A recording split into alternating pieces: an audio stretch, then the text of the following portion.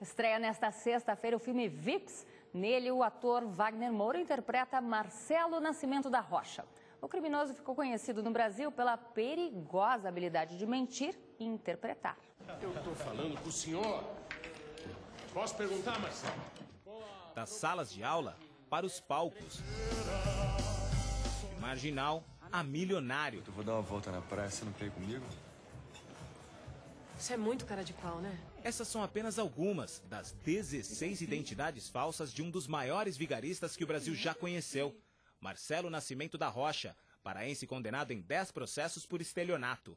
O ator Wagner Moura faz o papel do farsante no longa-metragem, que fez a pré-estreia hoje. Quero ser que nem você é, eu quero fazer minhas coisas do meu jeito, normal. Uma das mentiras mais audaciosas do impostor é esta. Para cair na folia, fingiu ser filho do dono de uma companhia aérea no pré-carnaval do Recife. Posou ao lado de modelos, milionários e deu até entrevista para o apresentador Amaury Júnior. Queria que vocês conhecessem o Henrique Constantino. Para os especialistas, todos nós representamos. Que criança não se transforma no ídolo? Ou qual adulto que não desempenha diferentes papéis na sociedade, como profissional e pai de família, por exemplo? A diferença é que no estágio avançado, o doente é vítima de si mesmo e o criminoso tem má intenção. O indivíduo escolhe um personagem para levar vantagem. Aí já é capitulado pelo Código Penal. Então nós temos desde um caso de transtorno emocional, de desequilíbrio psicológico, até um caso de desempenho de natureza criminosa.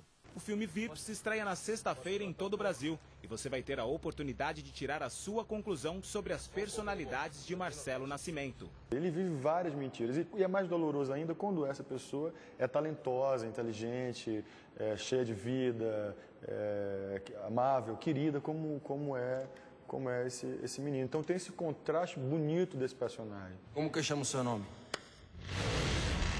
Carreira. Doutor Jacob, o que é esse transtorno de que esse personagem do filme, o Marcelo Nascimento da Rocha, sofre?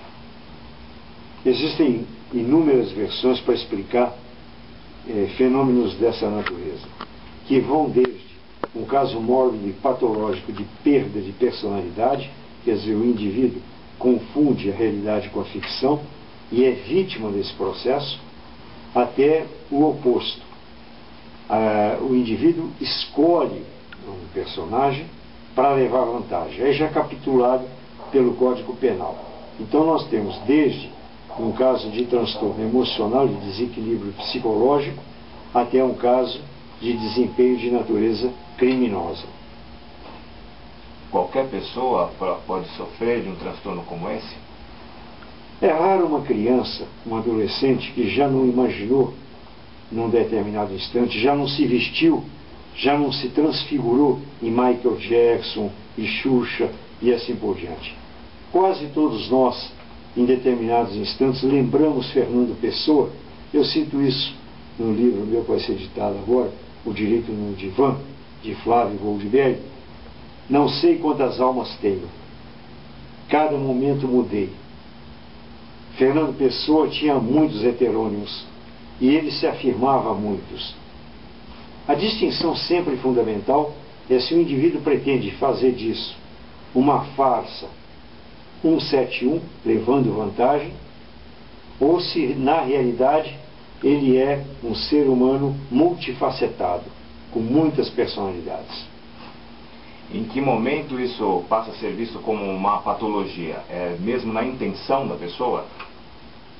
Naquilo que a gente chama de preterintencionalidade, quer dizer, ele tem uma intenção prévia de se transformar nesse personagem para ganhar com isso, para prejudicar os outros, para manipular os outros, e numa segunda hipótese, ou numa segunda etapa, quando ele não consegue voltar a ser quem ele era. É como se ele, enquanto si mesmo, tivesse morrido. Existe alguma predisposição para que essas personalidades se desenvolvam? Existem. A negação de si mesmo, a impossibilidade, a impotência de viver a realidade imposta pelas circunstâncias, pela natureza, pela personalidade, e a onipotência de se pretender Deus. Eu não quero ser quem eu sou, Então eu invento um outro eu para mim mesmo. E existe tratamento para isso? Existe tratamento. Existem duas hipóteses, naturalmente. No caso do criminoso, ele terá que cumprir a pena, terá que expiar a culpa. No caso de doença, ele terá que se submeter a um tratamento psiquiátrico e psicológico. Essa pessoa que se transforma em outra, ele acaba acreditando nas mentiras que conta? Ele acaba acreditando que é esse personagem que ele criou? Muitas vezes ele é vítima de si mesmo nesse processo de travestismo. Quer dizer, ele não é mais ele e não aceita quem ele era. E acredita mesmo que é um outro. Na hipótese criminosa, não. Na hipótese criminosa é de caso pensado. Ele sabe que ele não é personagem, mas lhe interessa desempenhar esse papel. Na primeira hipótese, inclusive, para comentar, é extremamente sofrido. É alienatório. É alienação absoluta. É a impossibilidade de você viver seu próprio destino. Essa pessoa, ela acaba tendo uma inteligência diferente? Como é que ela se organiza, tendo tantas histórias diferentes na cabeça de várias pessoas diferentes? Como é que ela organiza na mente dela a própria vida dela? Não vamos esquecer que, antes e acima de tudo, se trata de um ator, de uma representação. Num livro chamado Psicologia em Curta-Metragem, eu trabalho esse intercâmbio, esse intercurso entre a representação, principalmente artística, e a nossa realidade. Quando nós colocamos paletó e gravata e saímos para o trabalho, nós deixamos o pijama em casa. Quem é que nós somos? Aquele de pijama ou aquele de paletó e gravata? E inúmeras vezes nós vamos vivendo um camaleônico.